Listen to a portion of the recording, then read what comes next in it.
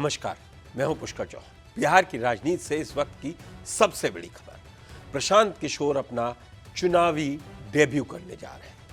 King maker की भूमिका निभाने वाले देश के सबसे बड़े चुनावी रणनीतिकार प्रशांत किशोर अब खुद किंग बनने के लिए चुनावी अखाड़े में कूद गए हैं। जी हां, जन स्वराज के सूत्रधार प्रशांत किशोर पटना की वीआईपी सीट बांकीपुर से विधानसभा उपचुनाव लड़ेंगे। आखिर क्या है पीके का ये मास्टर स्ट्रोक? क्यों उन्होंने बीजेपी के सबसे मजबूत गढ़ को चुना?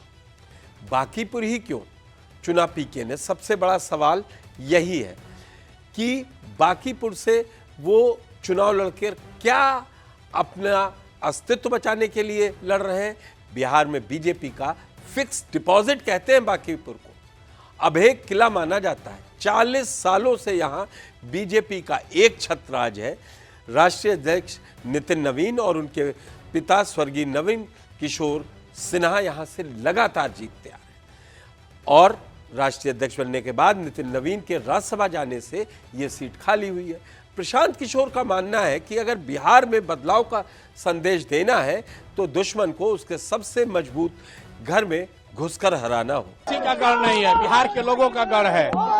किसी दल का गढ़ नहीं है, बिहार के लोगों का गढ़ है। जो सबसे बेहतर उम्मीदवार लगे बिहार में एक नई राजनीति की शुरुआत के लिए उसको वोट दीजिए। हम लोग विधानसभा की चुनाव नहीं लड़ रहे हैं, बिहार में एक नई राजनीति की शुरुआत की चुनाव लड़ रहे हैं। तो बिहार के बांकीपुर के मतदाताओं के कंधों पर बिहार में एक नई राजनीति की शुरुआत करने की जिम्मेवारी है। बाकी जिनको भी ऐसा लगता है कि उनको मदद करनी चाहिए, मैं उनका सबका हम लोग स्वागत कर रहे हैं। ये उन पर है कि वो क्या निर्णय लेते हैं। पीके ने बांकीपुर की जनता को बिहार की सबसे शिक्षित और जागरूक जनता बताया था हाल ही जो विधानसभा चुनाव है, और कहा है कि ये जाति मजहब नहीं बल्कि विकास की राजनीति चलेगी। ये चुनाव प्रशांत किशोर और उनकी जन स्वराज पार्टी के लिए अस्तित्व की लड़ाई भी है।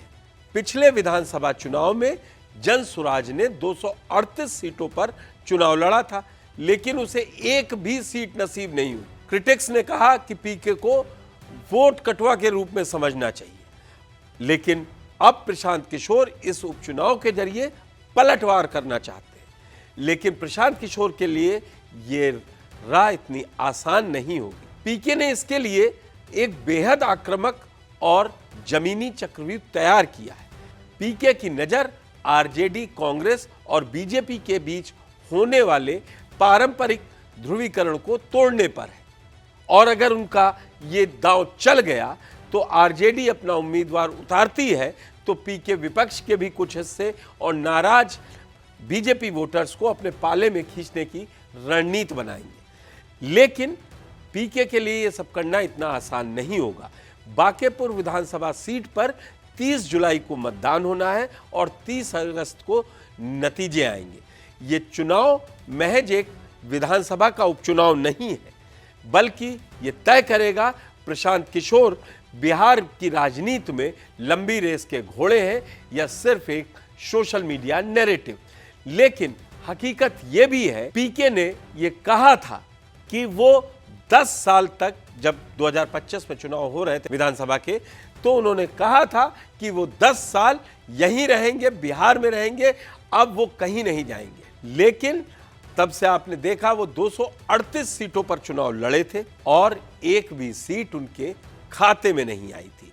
तो अब वो ऐसा क्या है ले आए हैं, कौन सी ऐसी एंटी इनकम्बेंसी आ गई है जो वो सारे नैरेटिव को तोड़कर और ये उपचुनाव जीत लेंगे? 40 साल पुराना इतिहास बदल पाएंगे पीके, या ये दांव उलझ के रह जाएगा? इस महामुकाबले पर आपकी क्या है राय, हमें कमेंट बॉक्स में जरूर बताएं। धन्यवाद। वीडियो पसंद आया हो तो लाइक करें और शेयर करें, चैनल को सब्सक्राइब करें।